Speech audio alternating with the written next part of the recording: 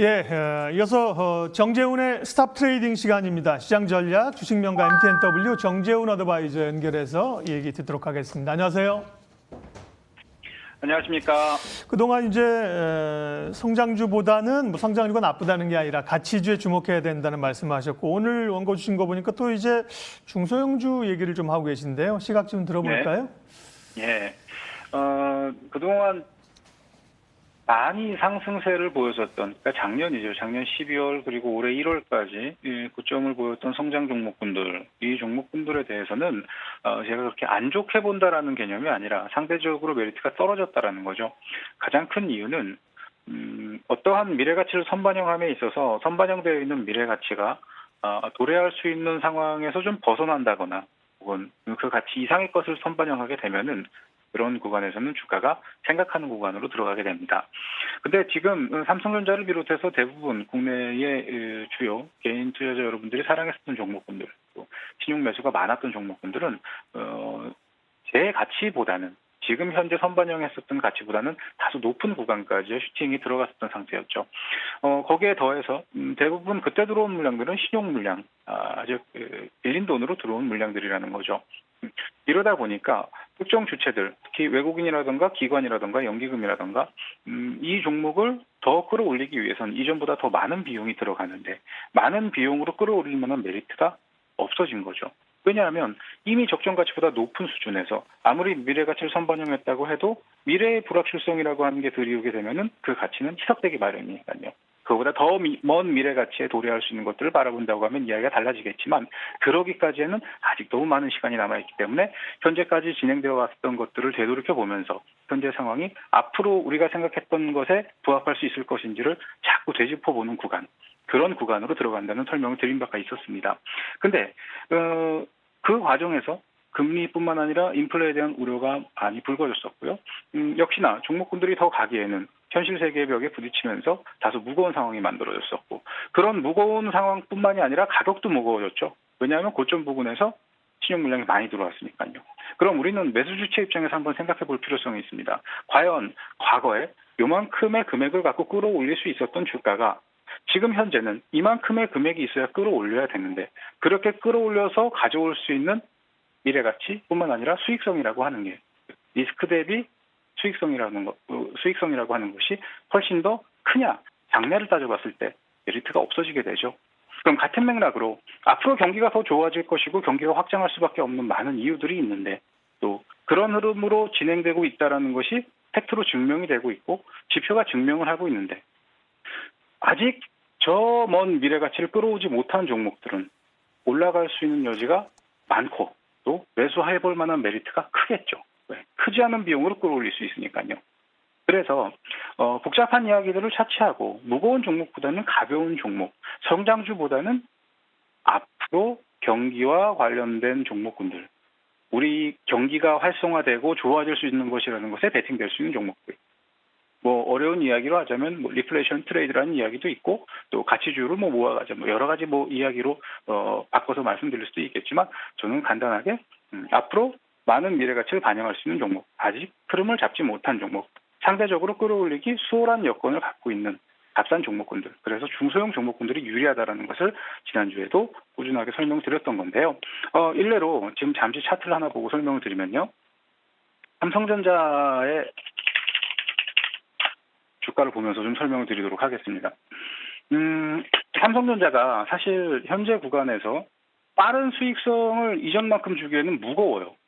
무거운 데다가 등락폭 자체도 크지가 않죠. 왜냐하면 얘가 움직여버리면, 삼성전자가 움직여버리면은 다른 대형주들이 움직일 수 있는 롤이 작아지기 때문이에요.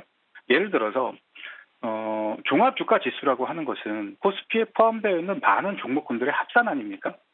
그 중에서 삼성전자와 삼성전자 우선주 두 종목이 가지고 있는 비중은 상당한 비중이에요. 18%가 넘는 비중을 운용을 하고 있는데, 이 종목 하나가 세게 움직여버리면 다른 종목군들은 사실상 크게 움직일 롤이 없어지는 거죠. 지수라고 하는 것은 종목군들의 합이고 전 종목을 끌어올리고 내리는 것에 대한 이 수치로 환산된 수치이기도 하지만, 누군가는 지수물을 거래한다는 거죠. 선물 옵션뿐만 아니라 파생 상품들을 거래함에 있어서 지수가 일정 수준 이상 빠르게 올라가는 걸 누군가는 막을 필요가 있고, 또 반대로 일정 구간 밑으로 내려가는 걸 막을 필요가 있겠죠. 때로는 밑으로 새는 흐름을 방치하거나 그 흐름에 덧대서 수익을 보는 팀도 있을 것이며 위로 올라가는 걸 활용해서 큰 수익을 보는 팀들도 있겠죠. 하지만 대부분의 구간에서는 지수가 하루 움직일 수 있는 진폭을 만들어 두고 그 진폭 안에서의 움직임을 이어간다는 거죠. 왜냐하면 환율도 신경 써야 될 거고 증시도 신경 써야 될 거고 채권도 신경 써야 될 거고 매저 입장에서는 신경 쓸 자산이 너무나 많기 때문이에요. 우리처럼 한 종목을 매수해서 그 종목이 앞으로 많이 올라갈 것이다. 거기에만 국한된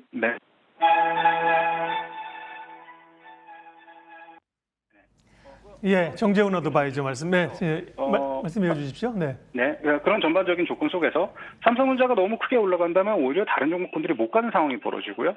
지수를 끌어올려야 되는 상황인데 삼전을 끌어올린다면 다른 종목군들의 상승률이 적어지게 되겠죠. 반대로 지수가 내려가는 구간에서는 삼성전자 하나만 갖고 지수를 방어할 수도 있는 거예요. 이 경우에는 다른 종목군들의 하락률이 많아지겠죠. 지수는 떨어져야 되는 조건인데 삼전을 붙잡아 둔다고 하면 다른 종목군들의 하락률이 상대적으로 커질 수 있겠죠. 이것처럼 삼성전자가 우리 시장에서 갖고 있는 의미는 단지 이 종목의 미래 가치나 현재의 주가, 그것 외에도 지수를 관장하고 전반적인 자산들을 관리하는 데 있어서 아주 중요한 역할을 하고 있다는 거죠. 그런 종목이 월봉상의 흐름을 보게 되면 단기적으로 굉장히 가파른 상승세를 보여줬어요. 차트 흐름이 보이실 텐데요.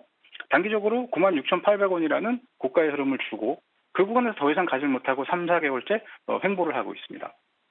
앞으로 이 종목이 상승할 수 있는 룸은 높아요. 제가 목표가를 말씀드리면 믿지 않으시겠지만 때가 되면은 얘는 12만 원 위로 올라가는 흐름이 나오게 될 겁니다. 다만 그 시기가 지금은 아니라는 거죠. 지금까지 올라왔었던 2020년 3월부터 시작해서 가파르게 올라왔었던 이 구간의 상승률, 상승 속도, 이 속도를 유지하면서 올라갈 수 있는 상황은 아니라는 거죠. 다소 속도를 정지하면서 흐름을 잡게 될 거라는 거예요. 근데 여러분들 많이 아시다시피 반도체와 관련된 호재는 너무나 많이 알고 계시잖아요. 뭐 차량용 반도체가 부족하고 앞으로 풍기 형성뿐만 아니라 쇼테이지가 일어나서 더 많은 수요가 공급이 수요를 따라가지 못하는 상황이 벌어지게 될 것이다. 그러므로 앞으로의 수익성은 더 개선될 것이다. 하지만 그런 것들이 만약에 다 선반영됐다면요. 그럴 수 있는 상황을 다 선반영했다고 하면은 더 이상 갈 수 있는 주가가 없는 거잖아요. 그렇기 때문에 이미 그런 것들을 빠른 속도로 선반영한 삼성전자의 입장에서는 지금 현재 구간에서 많은 것들을 보정하고 환급성에서 움직이는 그 이상도 이하도 아닌 상황이 이어지고 있는 겁니다.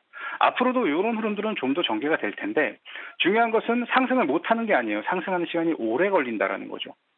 같은 맥락으로 바꿔 설명하자면 이제 여기까지 올라와서 많이 올라갈 수 있는 대형주들의 흐름보다는 월봉상 밑에서 많이 올라갈 수 있는 종목들, 즉 이만큼의 상승의 롤을 확보하고 있는 중소형주가 유리하다라는 거지 이만큼으로 올라와서 앞으로 더 갈 것을 재고 있는 종목군들을 본다는 것은 조금 어폐가 있다라는 거죠.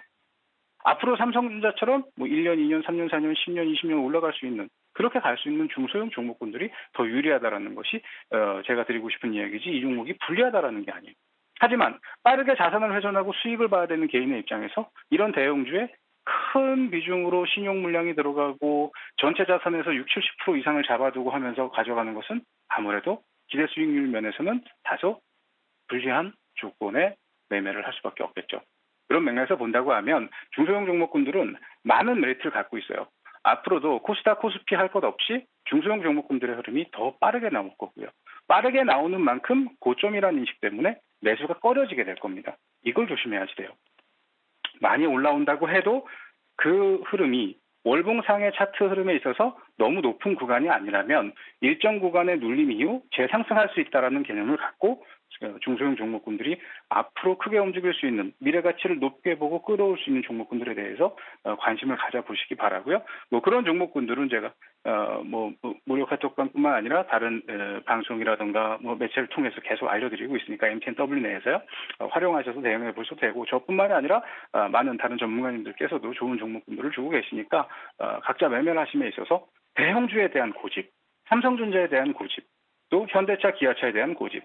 그럼으로 인해서 내려올 때마다 물타기를 한다거나 신용 물량을 늘려가는 것에 대한 고집 그런 것들을 좀만 피해 보신다고 하면 정말 모든 투자자 여러분들이 손쉽고 빠르고 큰 수익을 누리는 데 있어서 부족함 없는 시장이다.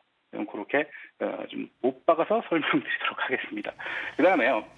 또 하나 드리고 싶은 이야기가 뭐냐 하면 실물 경기와 기업 이익 회복의 신뢰도가 앞으로도 꾸준히 상승을 하게 될 거예요. 지금까지 보여줬던 흐름보다 받쳐지고 있는 경제 지표의 흐름이 더 높은, 앞으로 더 먼 미래 가치를 끌어오면 그만큼 높은 주가를 형성할 수 있는 종목들에 대해서 기업의 이익 회복뿐만 아니라 연속 실적 개선에 대한 신뢰도, 이런 부분들을 감안하셔서 중소형 종목군들에 대한 기대치를 좀 더 높여보시기 바라고, 앞서 말씀드렸듯이 대형주가 어느 정도 힘이 다했어요. 그렇다고 해서 못 가는 건 아니지만 이전만큼의 탄력도가 아니라는 거죠.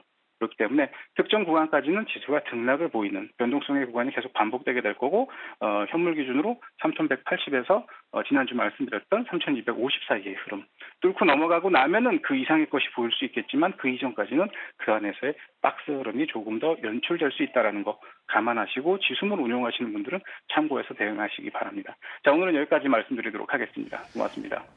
예, 정재훈의 스탑 트레이딩 주식명가 MTNW 정재훈 어드바이저의 전략 들었습니다. 고맙습니다. 네.